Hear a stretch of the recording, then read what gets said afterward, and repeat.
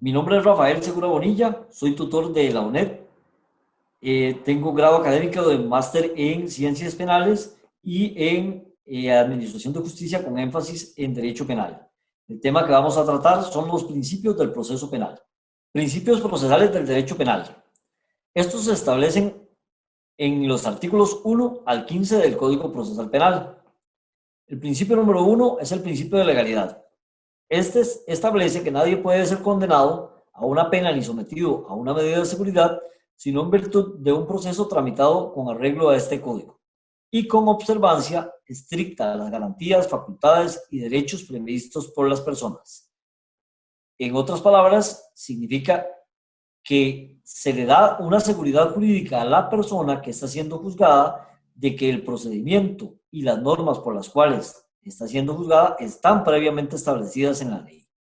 Ejemplo, a alguien que diere muerte a otra persona no se le podría juzgar si el delito de homicidio no estuviera contemplado, en el caso concreto, en el artículo 111 del Código Penal. El principio número 2 refiere a las reglas de interpretación. Este establece básicamente que cualquier norma establecida en el derecho penal o procesal penal debe siempre interpretarse en favor del imputado. De esta norma siempre, o más bien deriva el hecho de que el principio de inocencia debe regir ante todo. Un ejemplo de ello es que, por ejemplo, si se coartara la libertad de una persona y se dice que es por 15 días, la interpretación debe darse de que estos 15 días son días naturales y no días hábiles. Este principio se deriva a su vez del artículo 20 y 37 de la Constitución Política. El principio número 3 es el principio de juez natural, que establece que nadie podrá ser juzgado por jueces designados especialmente para el caso. Es decir, los jueces ad hoc no existen en Costa Rica. Este artículo 3 deriva del artículo 35 de la Constitución Política y establece, o también tiene relación directa con el principio de independencia del juez del artículo 5, que como veremos posteriormente y como veremos, y ustedes pueden complementar con el material que se les adjunta. El principio número 4 es el de justicia pronta.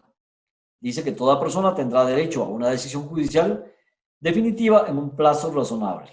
Para el logro de este objetivo se preferirá la tramitación oral mediante audiencias durante el proceso. Este principio deriva del artículo 41 de la Constitución Política de Costa Rica, en donde habla de celeridad procesal. El plazo razonable como tal no está establecido en la ley, pero lo que se considera o lo pertinente es que no podría sobrepasarse ni siquiera el plazo máximo en el cual está condenada o está por castigarse una conducta. El tribunal pone en conocimiento el escrito y en el caso de que se diere alguna gestión para que el plazo sea restringido por parte ya sea del Ministerio Público o de la Defensa. Y para ello tendrá que resolver en un plazo concreto la persona que de una u otra forma está siendo juzgada. El principio número 5 es el principio de independencia judicial. Los jueces solo están sometidos a la Constitución, al derecho internacional, comunitario vigentes en Costa Rica y a la ley. En su función de juzgar son independientes de todos los otros poderes del Estado. Por ningún motivo, los otros órganos del Estado podrán arrogarse el juzgamiento de las causas ni la reapertura de los terminados por decisión firme.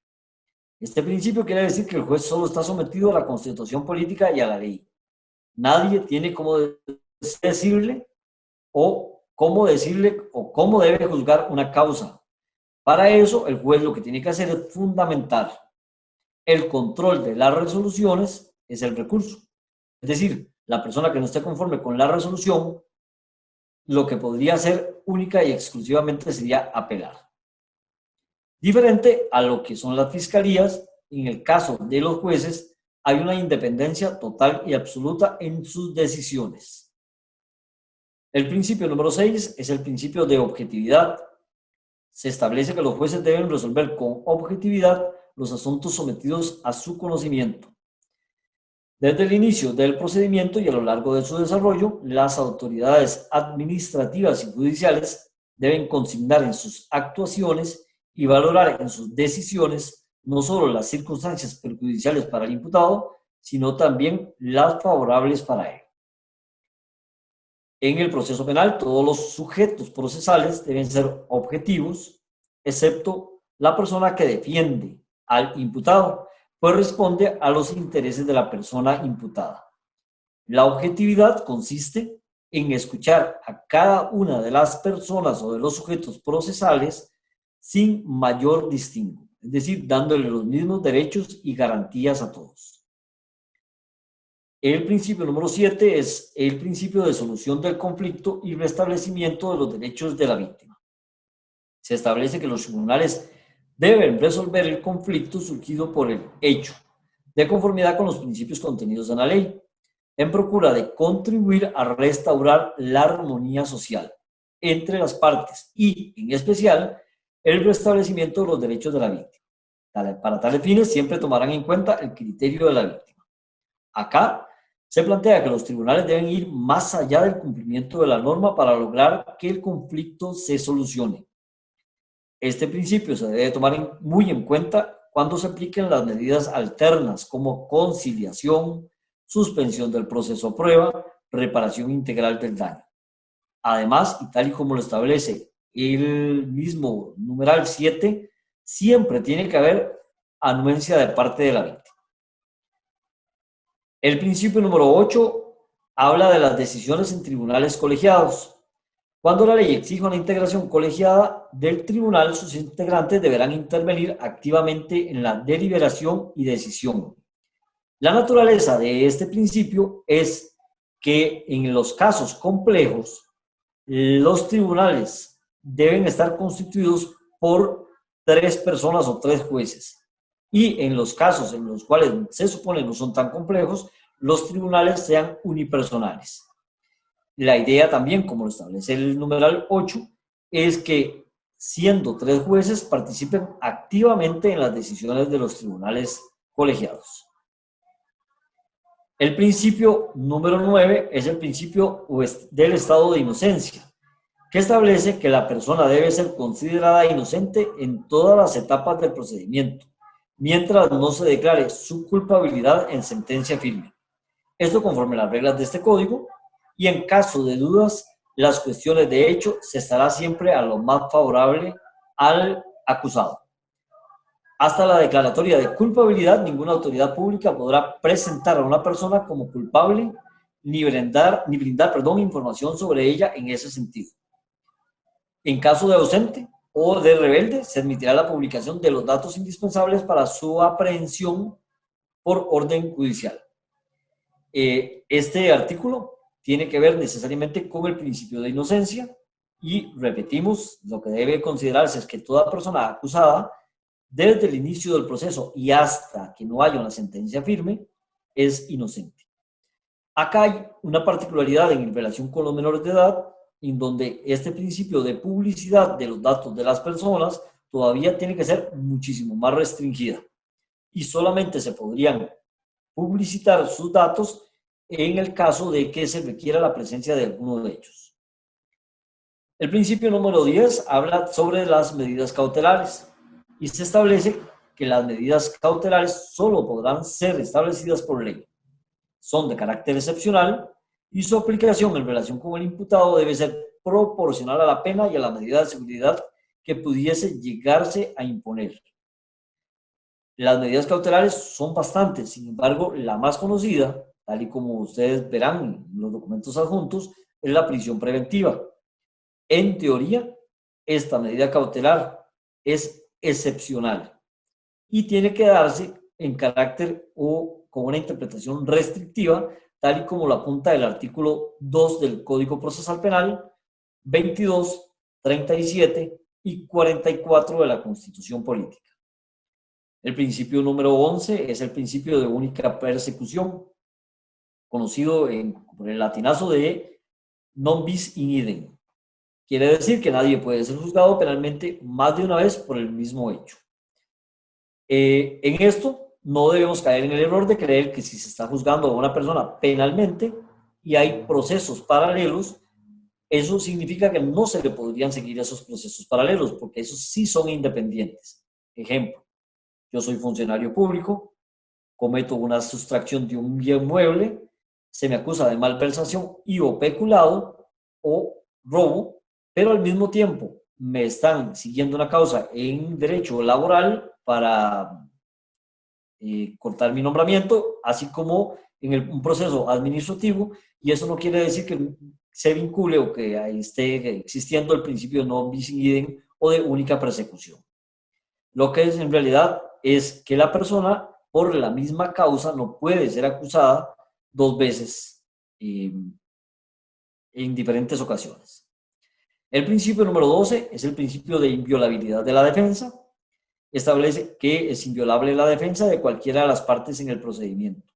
El imputado tendrá derecho a intervenir en los actos procesales que incorporen elementos de prueba y a formular las peticiones y observaciones que considere oportunas sin perjuicio de que la autoridad correspondiente ejerza el poder disciplinario cuando se perjudique el normal procedimiento, el curso normal, perdón, del procedimiento.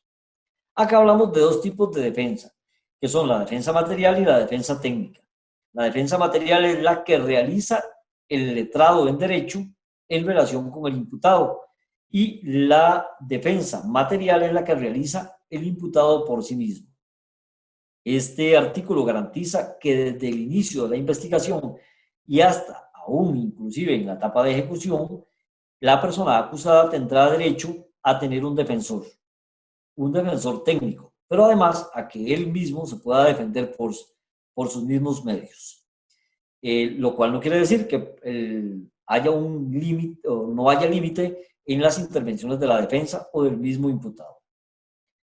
El principio número 13 habla que desde el primer momento de la persecución penal y hasta el fin de la ejecución de la sentencia, el imputado tendrá derecho a la asistencia y defensa técnica letrada, tal y como hemos visto anteriormente.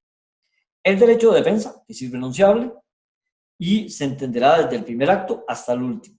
Lo importante es que desde el momento que una persona es considerada imputada, debe de tener un defensor o una persona profesional en derecho y hasta el último de los momentos.